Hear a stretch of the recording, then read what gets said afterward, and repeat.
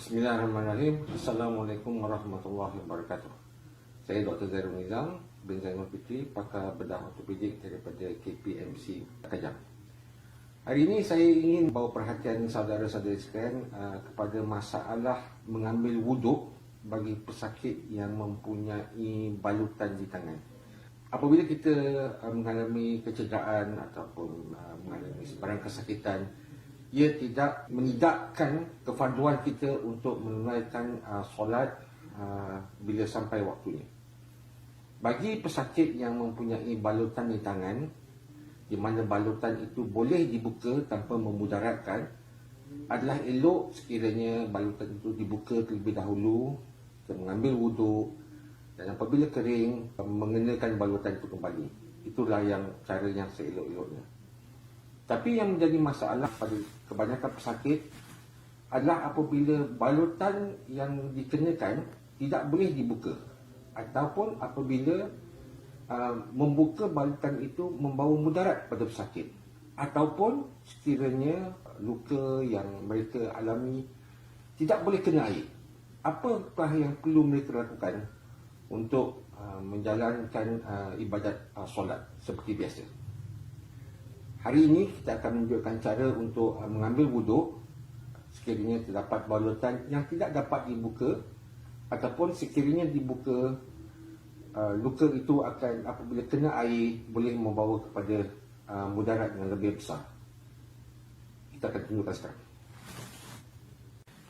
Ini adalah contoh balutan yang kerap kali dikenakan pada pesakit yang meliputi kawasan yang biasanya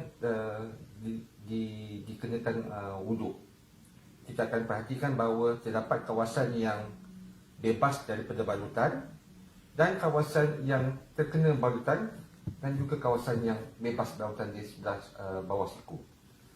Apa yang perlu dilakukan adalah untuk mengenakan air wuduk seperti biasa pada kawasan-kawasan yang terdedah, di ujung jari, ujung ibu jari, dan di kawasan bawah siku.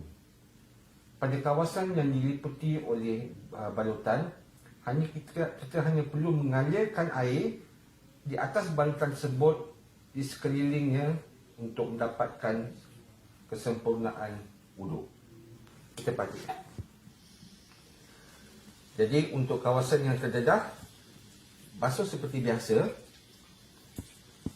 termasuk di celah-celah jari, di ibu jari,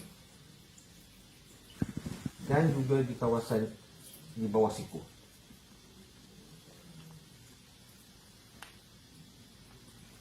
Bagi kawasan yang diliputi oleh balutan, hanya perlu mengambil air pada tapak tangan sebelah lagi dan kita alurkan saja di kawasan yang diliputi oleh balutan.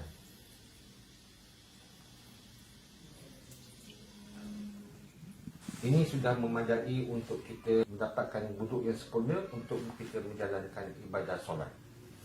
Perlu diingatkan bahawa tiap kali kita mengambil wuduk untuk solat, ia seelok-eloknya hanya untuk satu waktu itu saja. Dan sekiranya perlu untuk menjalani solat untuk waktu yang lain, kita mengambil wuduk seperti ini sekali lagi. Bagi contoh yang kita tunjukkan tadi, kita hanya menggunakan balutan bandage biasa.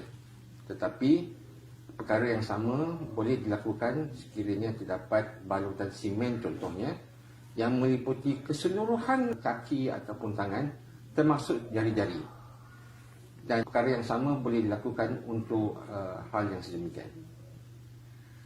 Akhir kata, kita harap bahawa tutorial seberingkas ini dapat memberi sedikit sebanyak maklumat kepada para pesakit agar mereka dapat terus menjalankan ibadat solat dalam keadaan apa saja, sama ada sihat ataupun sakit, sama ada di dalam hospital ataupun di rumah.